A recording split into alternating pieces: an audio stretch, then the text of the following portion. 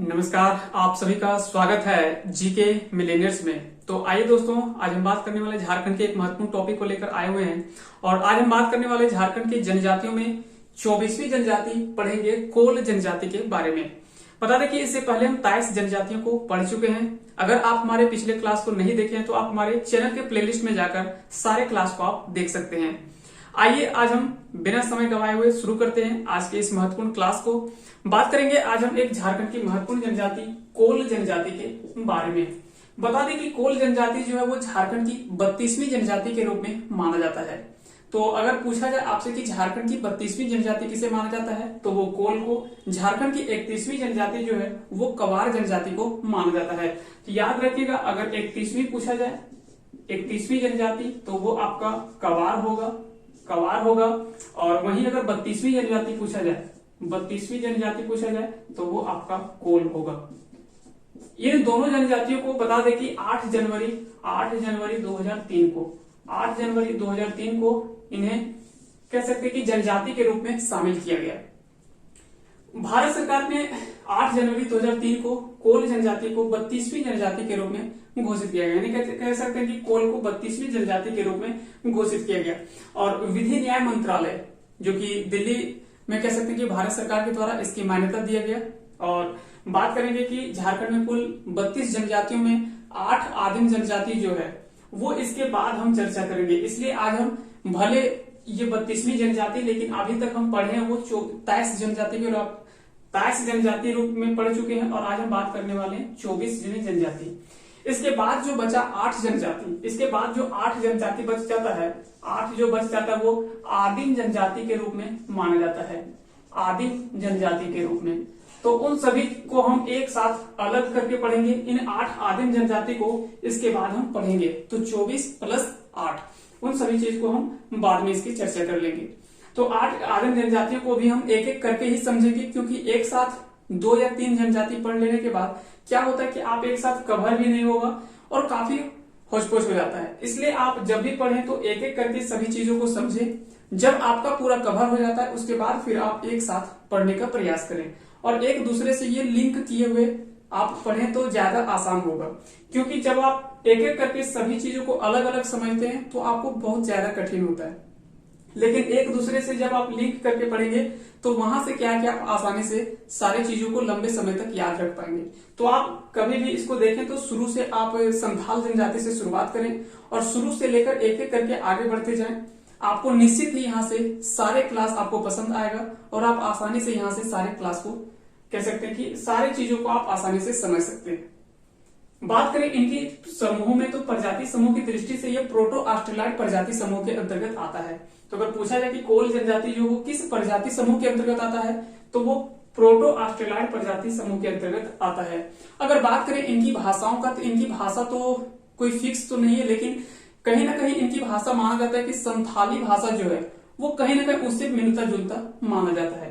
तो इनकी भाषा जो है वो संथाली भाषा से मिलता जुलता माना जाता है कोल जनजाति के। याद रखेंगे झारखंड में इनका मुख्य निवास स्थल जो है वो देवघर, दुमका, गिरिडीह और उन संथाल परगना के कुछ महत्वपूर्ण क्षेत्रों में जो है कोल जनजाति जो है उनका निवास स्थल माना जाता है। अगर बात करें इनकी जनसंख्या का तो झारखंड में इसकी कुल जनसंख्या जो है वो 53,584 माना जाता है। ये जनसंख्या जनगणना 2011 के अनुसार से ये आंकड़ा है। ये आंकड़ा जो है जनगणना 2011 के अनुसार से ये है। और अगर पूछा जाए कि कुल प्रतिशत हिस्सा कितना है जनजातियों में तो 0.62%, यानी 0.62% जो है वो जनजातियों में कुल हिस्सा माना जाता है कोल जनजाति का। तो याद रखेंगे ये भारत सरकार द्वारा 8 जनवरी 2003 को 32वीं जनजाति के रूप में घोषित किया गया कोल को। ये प्रोटो ऑस्ट्रेलॉइड प्रजाति समूह से संबंधित माना जाता है। इनका मुख्य निवास देवघर, दुमका, गिरिडीह आदि क्षेत्रों में माना जाता है। इनकी जनसंख्या पूछा जाए तो 53,584 माना जाता है, जो कि 0.62% यानी 0.62% जो वो जनजातियों में कुल हिस्सा है। याद रखेंगे आज हम 24 इसलिए पढ़ रहे हैं क्योंकि इसके बाद हम 8 आदिम जनजातियों को अलग से पढ़ेंगे ताकि हम आसानी से वहां पे सब चीजों को समझ सकें। इसलिए 24 आज हम पढ़ लिए हैं, 24वीं। इसके बाद हम 8 आदिम जनजातियों के बारे में एक एक करके हम आगे चर्चा करेंगे। तो अगर आप अभी तक हमारे चैनल पे नए हैं तो हमारे चैनल को सब्सक्राइब कर लें और बेल आइकन को प्रेस कर लें, क्योंकि जब हम अगला वीडियो अपलोड करेंगे तो उसका नोटिफिकेशन आपके पास चला जाएगा और आप आसानी से देख सकेंगे। अगर बात करें कोल जनजाति की सामाजिक और सांस्कृतिक व्यवस्था के बारे में, तो पहला तो है परिचय, दूसरा आता है इनकी सामाजिक और सांस्कृतिक व्यवस्था के बारे में। साथ ही साथ इनकी राजनीतिक व्यवस्था में जनरली हम देखते हैं कि उनका जो गांव का प्रधान कौन होता है, किसके द्वारा संचालित किया जाता है, तो उन सभी चीजों को हम क्या कि इसी में हम कवर कर लेते हैं। इसलिए हम राजनीतिक व्यवस्था अलग से हम नहीं लिखे हुए हैं। तो इसमें आप समझिएगा कि सबसे पहले हम कोल जनजाति पढ़ें तो उसके परिचय के बारे में समझें, फिर इनकी सामाजिक व्यवस्था कैसी है उसके बारे में पढ़ें, फिर इनकी सांस्कृतिक व्यवस्था, नृत्य हो, गान हो, या तो फिर जो भी इनका रहा है वाद्यंत्र रहा है, कुछ प्रमुख वाद्यंत्र माना जाता है, जैसे मांदर हो गया और भी झाल वगैरह हो गया, तो कुछ प्रमुख वाद्यंत्र देखने को मिलता है। प्रमुख नृत्य की बात करें तो वो सांस्कृतिक व्यवस्था के अंतर्गत आ जाता है। फिर जब हम राजनीतिक व्यवस्था इसके बारे में पढ़ते हैं तो इसकी राजनीतिक व्यवस्था कैसी रही है, गांव का प्रधान कौन होता है, किसके द्वारा इन सभी चीजों को संचालित किया जाता है, पंचायत का प्रमुख कौन होता है, परगना का देखने को मिलता है बहुत जनजातियों में, तो परगना का प्रधान कौन होता है, किसी में पढ़ा पंचायत का व्यवस्था है, तो उन सभी चीजों को हम राजनीतिक व्यवस्था में पढ़ते हैं। फिर इसकी आर्थिक व्यवस्था के बारे में हम पढ़ेंगे, उसके बाद फिर धार्मिक व्यवस्था और प्रमुख पर्व और त्योहार। तो किसी भी जनजाति को पढ़ने के लिए कुछ इस तरह से आप पढ़ें ताकि आप सभी चीजों को आसानी से समझ सकें। इनकी अगर बात करें सामाजिक और सांस्कृतिक व्यवस्था के बारे में, तो इनका समाज जो वो पितृसत्तात्मक और पितृवंशीय माना जाता है। तो किसी भी जनजाति का, लगभग जनजातियों में समाज जो उनका कहीं ना कहीं पितृसत्तात्मक और पितृवंशीय ही माना जाता है। तो कोल जनजाति भी जो है वो भी पितृसत्तात्मक और पितृवंशीय होता है। इनमें कुछ प्रमुख गोत्र देखने को मिलता है, जैसे कोल जनजाति 12 प्रमुख गोत्रों में बटा हुआ है। इससे पहले जब हम संथाल जनजाति पढ़ रहे थे तो वहां पे भी हम गोत्रों का चर्चा किए थे। उरांव जनजाति पढ़े तो लगभग सभी जनजातियों में अलग अलग गोत्र होता है और अपना क्या है कि अलग अलग नाम होता है। सभी गोत्रों का अपना एक गोत्र चिन्ह होता है जिसको हम टोटेम चिन्ह भी कहते हैं। या टोटेम व्यवस्था भी जब हम पढ़ेंगे तो उसके बारे में हम और अच्छे से समझेंगे। साथ ही साथ याद रखेंगे कि इनका जो प्रमुख 12 गोत्र है, जो मुख्य रूप से ये 12 गोत्रों में बटा हुआ है, उन गोत्रों की अगर चर्चा करें तो सबसे पहले आता है हांसदा, हांसदा के बाद है सोरेन, फिर है किस्कू, फिर है मरांडी, टूडू, चामुंडे, हेम्ब्रोम, उसके बाद आता है बास्के, फिर है बेसरा, चुनियार, मुर्मू और किस्नो। किस्नो है, ये सभी कह सकते हैं कि प्रमुख 12 गोत्र माना जाता है वो कोल जनजाति में। तो याद रखेंगे ये काफी महत्वपूर्ण गोत्र हैं और सभी गोत्र लगभग जो आपको काफी चर्चित लग रहा होगा। जैसे अगर बात करें हांसदा का तो ये भी काफी महत्वपूर्ण गोत्र माना जाता है। फिर बात करें सोरेन का तो सोरेन गोत्र आप जान ही रहे, आपके मुख्यमंत्री जी भी सोरेन लिखते हैं, तो हो सकता है उनका भी गोत्र यहीं से संबंधित हो सकता है। तो कह सकते हैं कि ये अलग अलग जनजातियों के अंतर्गत आते हैं। हालांकि ये जानना होगा कि उनका गोत्र भले ये सोरेन है या कह सकते हैं, लेकिन जनजाति अलग हो सकता है। तो अलग अलग जनजाति में गोत्र का नाम समान मिल सकता है। तो ये ऐसा नहीं है कि अगर ये जनजाति है तो उसका गोत्र अगर अलग है तो बाकी सभी का ये नहीं हो सकता। तो कई सारे जनजातियों में गोत्र जो है वो नाम मिलता है, तो उसमें कंफ्यूजन नहीं होना है। फिर आता है किस्कू, फिर है मरांडी, फिर टूडू, चामुंडे, हेम्ब्रोन, बास्के, फिर है बेसरा, फिर है चुनियार, मुर्मू और किस्नो। जैसे है बास्के, तो बास्के का जो गोत्र चिन्ह माना जाता है वो नाग सांप माना जाता है। यानी नाग जो है, नाग सांप जो है वो बास्के का गोत्र चिन्ह है। अब गोत्र चिन्ह या टोटेम व्यवस्था होता क्या है, तो बास्के गोत्र के जो भी व्यक्ति कह सकते जो भी जनजाति होगा वो नाग सांप को कभी भी ये मारेंगे नहीं, कभी भी ये मारेंगे नहीं, कभी भी इन्हें हानि नहीं पहुंचाएंगे। यानी वो जो है नाग सांप जो है इनके लिए क्या हो गया, पूजनीय कह सकते हैं कि जंतु के रूप में माना जाता है। अगर किसी का बंदर, अगर कहीं किसी जनजाति का गोत्र चिन्ह अगर कहीं कहते हैं कि अगर बंदर माना जाता है तो वो बंदर को कभी भी हानि नहीं पहुंचाएंगे, गलत तरीके का उसका दुरुपयोग नहीं करेंगे। या तो किसी जनजाति का कोई पक्षी रहता है, पशु हो सकता है, या कोई वृक्ष को भी मान सकते हैं। तो इस तरह से अलग अलग जो है वो गोत्र चिन्ह सभी जनजातियों में देखने को मिलता है। याद रखेंगे इनके गांव के प्रधान, इनका गांव का प्रधान जो होता है वो मांझी के नाम से जाना जाता है। और इससे भी महत्वपूर्ण जो है इनमें वधु मूल्य, तो वधु मूल्य इनका जो है वो पोटे के नाम से जाना जाता है। तो अगर पूछा जाए कि कोल जनजाति में वधु मूल्य को किस नाम से जाना जाता है, तो वो पोटे के नाम से जाना जाता है।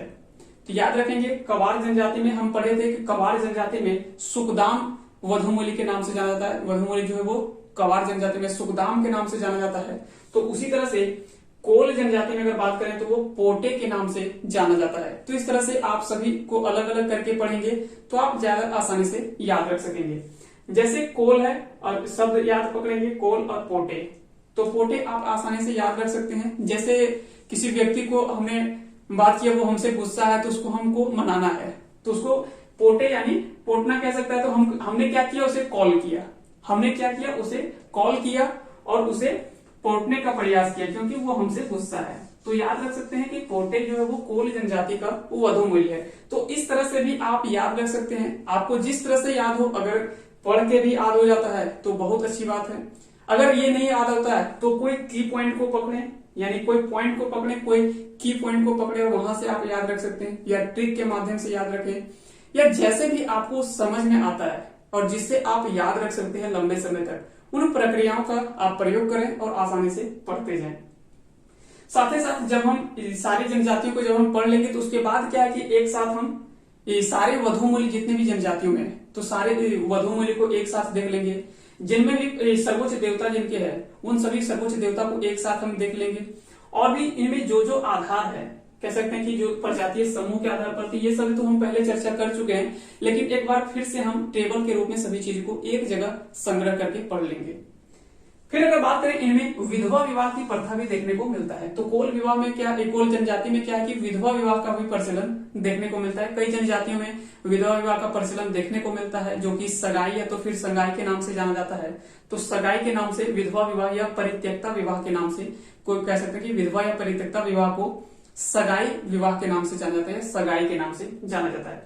अगर बात करें कि कोल जनजाति की आर्थिक व्यवस्था किस तरह से रहा है या अर्थव्यवस्था का मुख्य आधार क्या है, तो बता दें कि इनकी परंपरागत पेशा जो है कोल जनजाति का, वो पेशा है लोहा गलाना और उससे कह सकते हैं जो भी सामान बन सकते हैं, उनसे जो भी अलग अलग वस्तु बनाने का जो वो कार्य मुख्य रूप से कोल जनजातियों का है।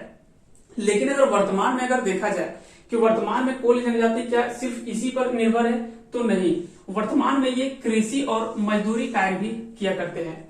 तो कह सकते हैं कि वर्तमान में ये लोहा गलाना और उसे वस्तु बनाने के अलावा ये कृषि कार्य और मजदूरी भी किया करते हैं। और अगर देखा जाए वर्तमान में ये तो धीरे धीरे विकसित होते जा रहे हैं, और जैसे जैसे ये विकसित हो रहे हैं तो इनका जो है वो अर्थव्यवस्था का आधार जो वो कहीं ना कहीं बदलता स्वरूप दिखाई दे रहा है।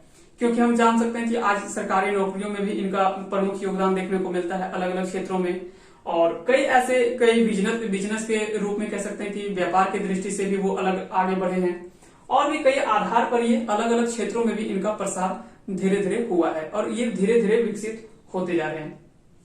साथ ही साथ याद रखें, इनकी धार्मिक व्यवस्था के अगर बारे में बात करें तो ये सर्वोच्च देवता इनका जो है वो सिंगबोंगा के नाम से जाना जाता है। तो अगर पूछा जाए कि कोल जनजाति का सर्वोच्च देवता किस नाम से जाना जाता है, तो वो सिंगबोंगा के नाम से जाना जाता है। यानी इनका जो प्रमुख देवता है वो सिंगबोंगा है। क्योंकि बहुत जनजातियों में हम सिंगबोंगा नाम से संबोधित रखते हैं, तो उन सभी चीजों को हम क्या कि एक जगह ऐसे करेंगे कि जो भी जनजाति है, किस किस जनजाति का प्रमुख देवता या प्रधान देवता जो वो सिंगबोंगा नहीं है, उन सभी को एक जगह अलग करते हैं, और किस किस जनजाति का प्रधान देवता जो वो सिंगबोंगा है, उन सभी को एक जगह अलग करते हैं। और दोनों को सेपरेट करने के बाद आप याद रख लें तो वहां से आपको आसानी होगा पढ़ने में। फिर इस जनजाति का अगर बात करें तो धार्मिक विश्वास जो है वो हिंदू धर्म से भी काफी प्रभावित रहा है। यानी कह सकते हैं कि ये हिंदू देवी देवताओं की भी धीरे धीरे ये पूजा करते हैं। तो हिंदू देवी देवताओं की पूजा करें, या तो फिर हिंदू क्या कह सकते हैं कि पर्व त्योहार में भी ये काफी हर्षोल्लास से ये काफी मनाते हैं। इनमें अगर प्रमुख कुछ पर्व और त्योहार की अगर चर्चा करें तो सोहराय, कर्मा, काली पूजा, होली, दीपावली, दशहरा, जितिया, ये सभी जो वो पर्व त्योहार भी ये बड़े शौक से मनाते हैं। तो इन सभी चीजों को हम उम्मीद करते हैं कि आज का जो कोल जनजाति से जो भी महत्वपूर्ण पॉइंट हो सकते थे, उन सभी चीजों को हम एक जगह लाने का प्रयास किया। तो इनमें जो प्रमुख चीज है उन सभी चीजों को आप याद रखेंगे। साथ ही साथ इसके बाद हम 8 आदिम जनजातियों के बारे में पढ़ेंगे। तो 24 जनजाति जो था मुख्य जनजाति के रूप में, उसको हम पढ़ा, और इसके बाद हम 8 आदिम जनजातियों को एक एक करके सभी जनजातियों को पढ़ेंगे, जैसे सौरिया पहाड़िया, माल पहाड़िया, फिर है सबर है, और परहिया है, बिरजिया है। इस तरह से जो भी असुर है, बिरहोर है, तो जो भी 8 आदिम जनजाति है, उन 8 आदिम जनजातियों को हम एक एक करके सभी को समझेंगे। तो उम्मीद करते हैं कि आज का ये क्लास आप सभी को पसंद आया होगा। अगर पसंद आया होगा तो इस वीडियो को लाइक करें, साथ ही साथ अगर चैनल पे नए हैं तो इस चैनल को सब्सक्राइब कर लें, और अपने दोस्तों के साथ ज्यादा से ज्यादा इसे शेयर भी करें, ताकि और सभी को भी इससे हेल्प हो सके।